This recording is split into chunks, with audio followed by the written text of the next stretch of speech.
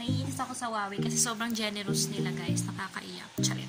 Diba kasi usually yung mga entry-level smartphones na nalaman natin, minsan yung iba maganda nga yung battery, tinitipid naman yung storage. Yung iba naman maganda na yung storage, pangit naman yung camera.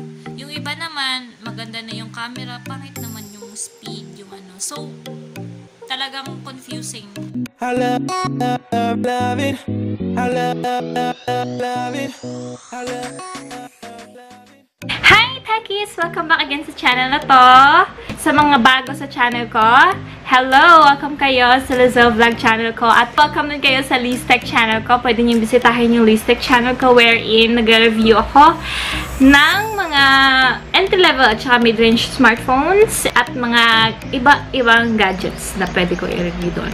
Panoorin nyo lang doon. Kung gusto nyo matuto sa kung ano yung mga gadgets, specifications nila, and performances nila, panoorin nyo lang yung Liztech channel ko at mag-subscribe kayo doon.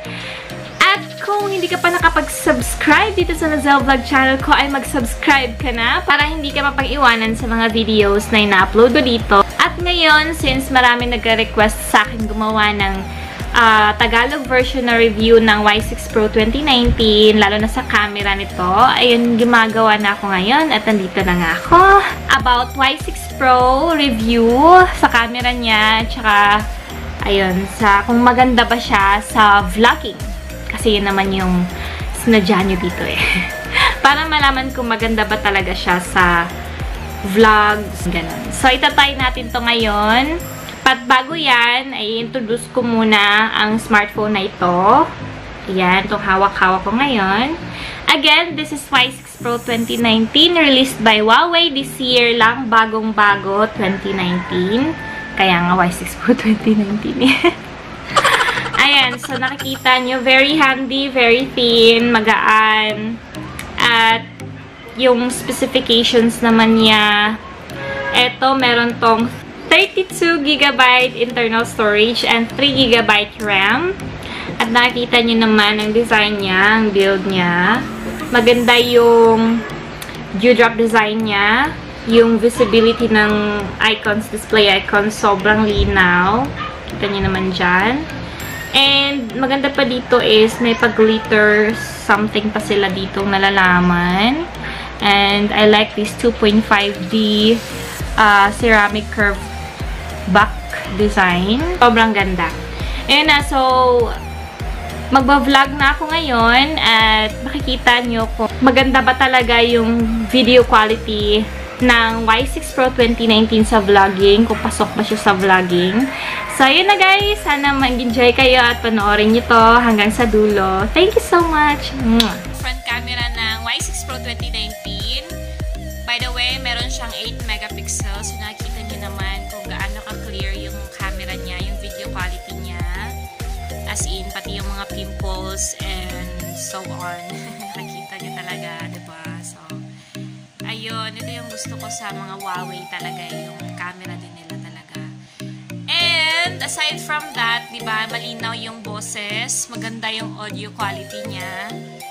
And kapag kumukuha ka ng video inside sa bahay or kahit saan na nasa loob ka na isang establishment or what, meron siyang parang effect na nagiging vibrant, na enhance yung skin color mo, na hindi naman siya ganun ka pangit. Diba yung, hindi na ako magpapangalan ng isang smartphone, pero yung iba, kapag kumukuha ka ng video, lalo na sa indoor, hindi siya masyadong bright.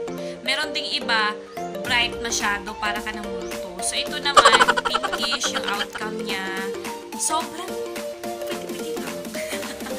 Pati-patihan lang. Yun yung gusto ko sa kanya, guys. So, para sa akin, okay din siya for vlogging. Kung gusto mong mas wide pa yung coverage ng video mo, pwede mong gamitan ng selfie stick yan. Eh, ito yung ginagamit ko, kamay ko lang. So, kaya medyo malapit. Ayun. So, ito ang aura mo kapag gumagamit ka ng front camera niya sa loob ng iyong establishment or bahay or whatsoever.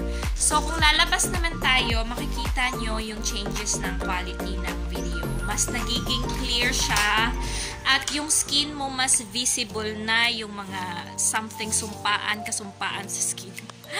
katulad nito, 'di ba? Nasa labas na ako ng bahay namin.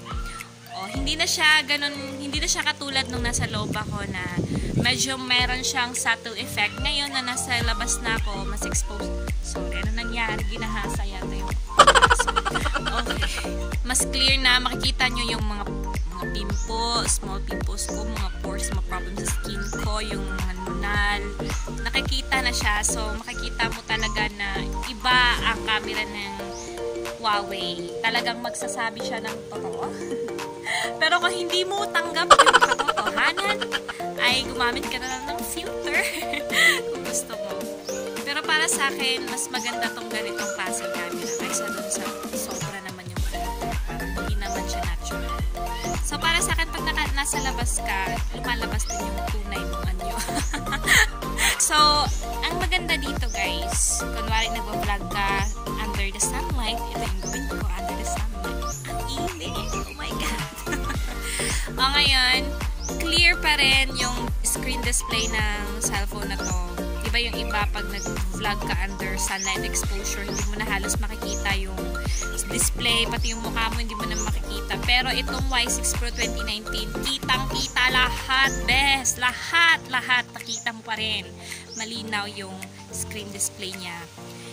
Another thing is, mataas yung video coverage niya. Hindi siya katulad ng ibang camera na may limit. Ito naman, so far, 5 minutes na akong gumagamit, hindi pa rin siya napuputol yung video ko. Another thing na nagustuhan ko sa kanya, guys, is madali lang siyang i-charge. When you charge it for 30 minutes, magkakaroon ka na ng 40% or more na battery life. So, pwede mo na siyang gamitin agad after 30 minutes na charging mo. Yun yung maganda sa kanya. And sa draining naman, kung hindi naman heavy use, kaya tulad kung kunwari, ang hilig mo lang is Facebook, YouTube, ano pa, yun lang, surfing ka lang dun sa mga social media sites mo, okay naman siya. Hindi naman siya madaling malobat, as in magtatagal siya sa'yo ng one day. Yes, one day. Sa gaming naman, hindi ko pa nasubukan Hindi ko pa nasubukan kung gaming ako, like the whole day, kung ilang oras siya magtatagal.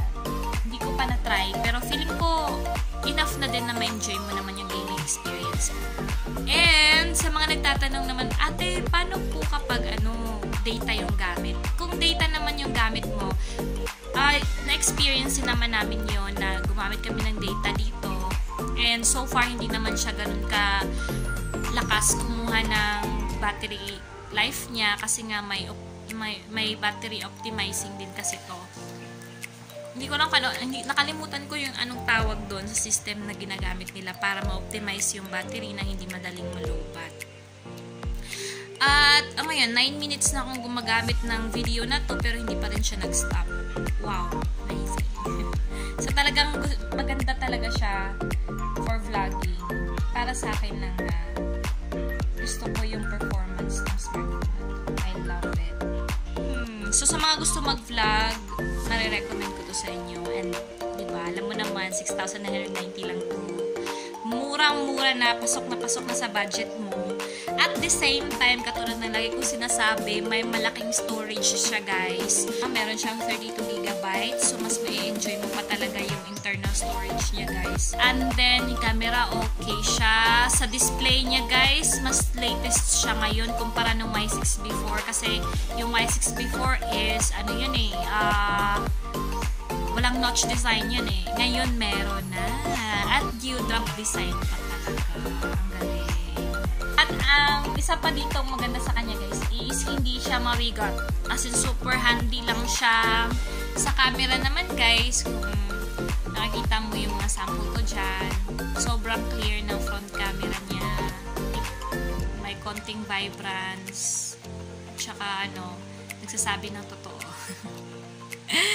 Hindi yung sobrang fake na yung aura mo. Ito, sobrang tunay. Real na real. Yung rear camera naman, same as usual. Since meron siyang 13 megapixel rear camera, maganda din yung kuha niya. Makikita niyo naman dyan sa sample ko, kayo nang bahala mahusga. Basta para sa akin, okay ang rear camera performance niya.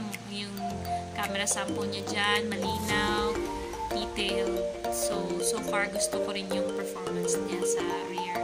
Naiinis ako sa Huawei kasi sobrang generous nila, guys. Nakakahiyang siya.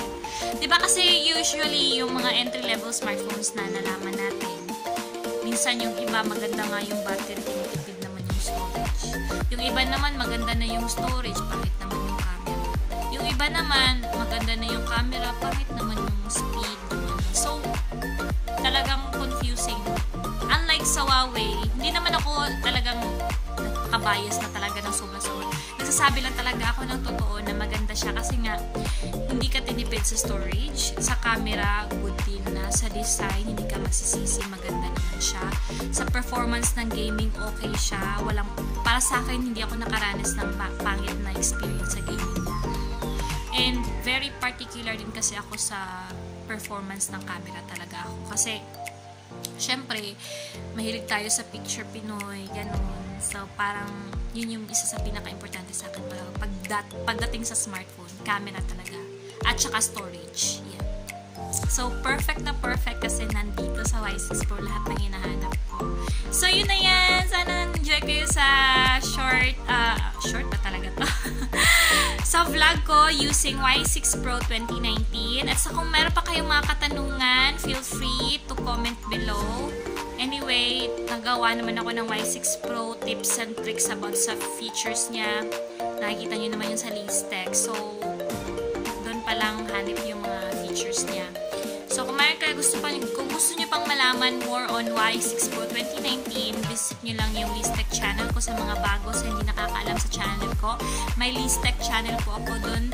Nagre-review po ako ng mga mid-range, entry-level smartphones, and any other gadgets na pwede nyong matutunan lalo sa specifications nila and performances. Doon na kayo mag-visit sa Listec channel. Ito naman, mga for vloggings lang to, trial ng mga cameras and more sa mga request na Tagalog version ng specifications. Dito ko i-upload yun. Sa mga, kasi meron na receive din kasi ako ng mga nagre-request na ate, pwede gumawa ka rin ng review na Tagalog version kasi hindi ko masyadong maintindihan yung iba. So, yun, para sa inyo yung mga nag-request. So, ayun na guys, kung meron pa kayong katanungan, feel free to comment below. Thank you so much for watching. And by the way guys, almost 20 minutes na, hindi pa yung nagka-cut yung video. Ang galing.